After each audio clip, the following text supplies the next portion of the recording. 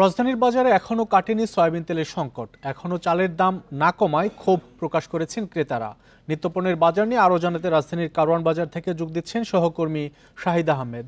শাহিদ আহমেদ, আমরা দেখছি যে বেশ কিছুদিন যাবৎ বাজারে সয়াবিন তেলের সংকটের কথা শোনা যাচ্ছে। আসলে এর পেছনে কি কারণ, আর চালের বাজারে চালের দাম না কমার পেছনে কি কারণ বলছে বিক্রেতারা?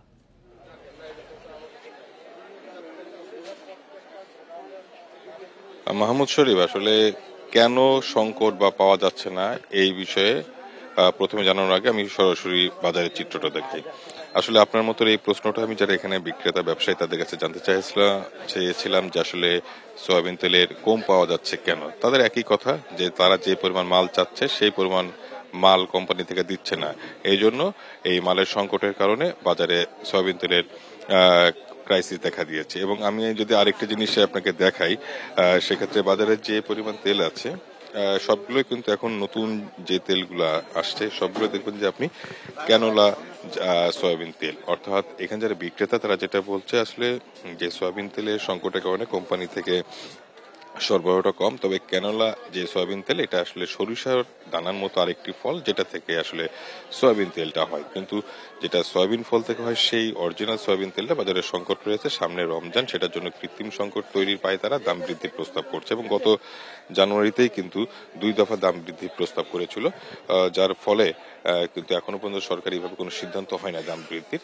এখন যেহেতু রমজান সেই জন্য ভোক্তার একটু সংখ্যায় রয়েছে আসলে দামটা আসলে বাড়ে কিনা। এর পাশাপাশি বাজারে চালের যদি বিষয়টা বলা হয়, চাল যে পরিমাণ বেড়েছিল সেই পরিমাণ কমে নাই। বাজারে কিন্তু আমদানির চাল বাজারে আসতে শুরু করছে, অনেকটা স্থির হয়ে আছে এবং ক্ষেত্র বিশেষে বিক্রি মোটা চাল 1 থেকে 1.5 টাকা 2 টাকা কমেছে, কিন্তু সরু চাল কিন্তু ওই একই জায়গায় স্থির হয়ে আছে।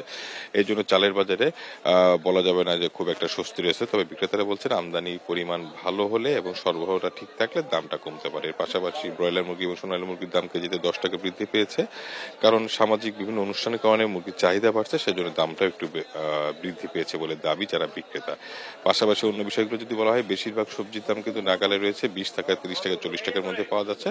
আলুর দাম 20 টাকা, পেঁয়াজের দাম 45 থেকে 50 টাকা পাওয়া যাচ্ছে।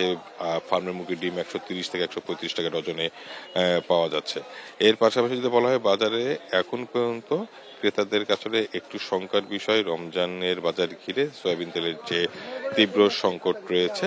এখন এই সয়াবিন তেলের সংকটটা যাতে দূর করা যায় সেই বিষয়ে বাজারের সঠিক তদারকি এবং সরকারি হস্তক্ষেপ কামনা বা দাবি জানিয়েছেন এখানে যারা বাজার করতে আসছেন সেই ভোক্তারা। যদি এক কথা আপনাকে বলা হয়, চালের দাম খুব একটা কমেনি, আগের জায়গায় স্থির রয়েছে। সয়াবিন তেলের তীব্র সংকট বাজারে রয়েছে। এই ছিল রাজধানীর বাজার পরিস্থিতি থেকে সবশেষ।